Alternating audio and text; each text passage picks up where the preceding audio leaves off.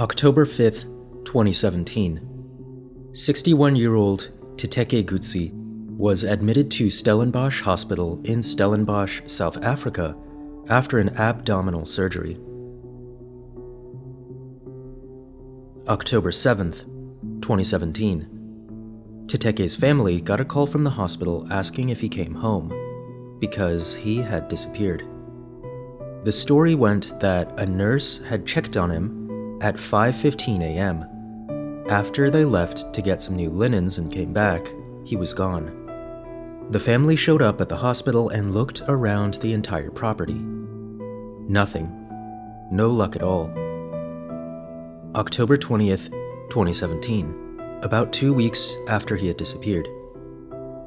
Construction workers would find the body of Teteteke Gqotsi in an isolated part of the hospital in the ceiling. The area was described as difficult to reach. Officials noted that renovations to the hospital were ongoing while this whole thing unfolded, which made the initial search a bit more complicated. His family was devastated and quite suspicious.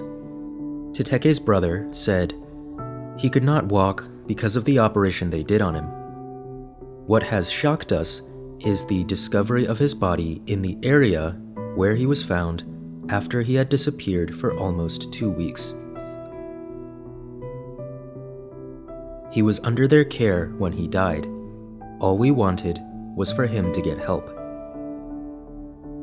On or around October 30th, the hospital told the family, after the autopsy, that he had not died from surgical complications, nor natural causes, which was not helpful in the least.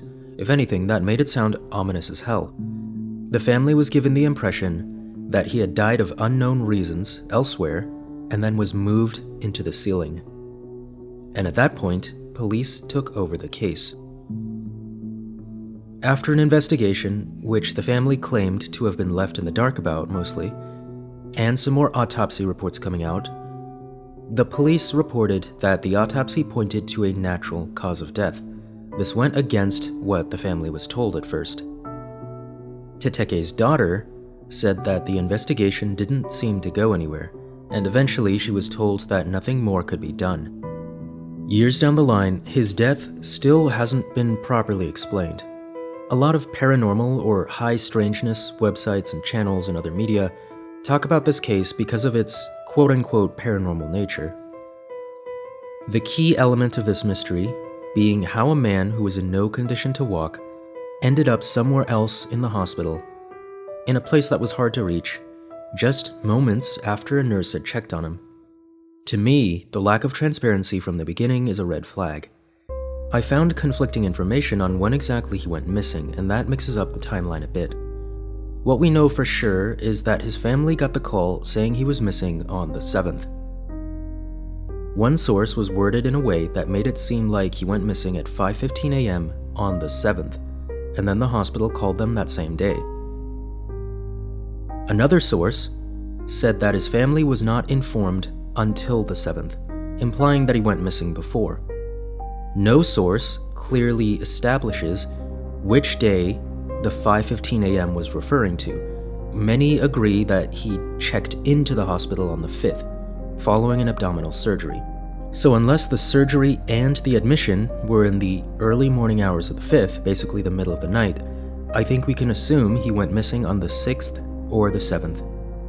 If he went missing on the 6th, then the hospital waited about a whole day before reaching out to the family, allegedly searching for him on their own until that point.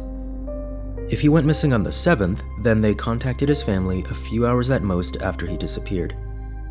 Seeing that no other source definitively says which day he went missing and that one source says they weren't notified until the 7th, I think he went missing on the 6th. I don't know what the protocol is for missing patients and when to reach out to emergency contacts, but waiting a whole day seems a little dangerous and unprofessional of the hospital. Of course, they didn't have security footage of Teteteke leaving the room or someone removing him from the room.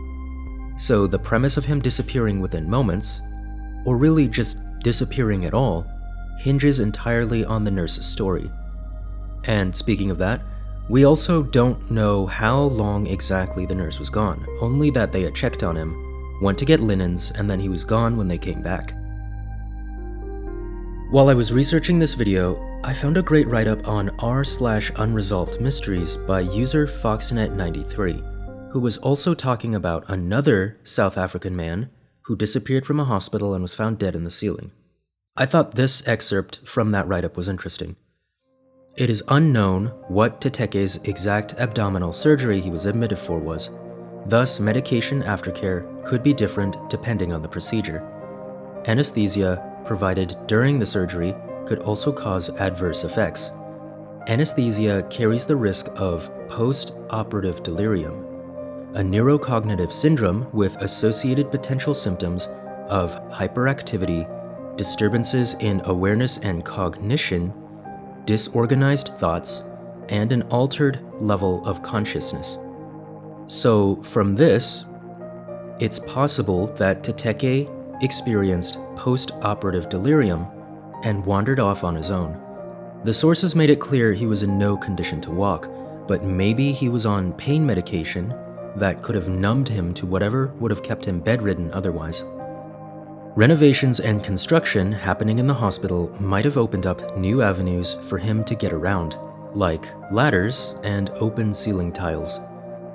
If he was experiencing potential symptoms of hyperactivity, disturbances in awareness and cognition, disorganized thoughts, and an altered level of consciousness, then he might have climbed into the ceiling as a way of finding safety, or however else he may have rationalized it to himself.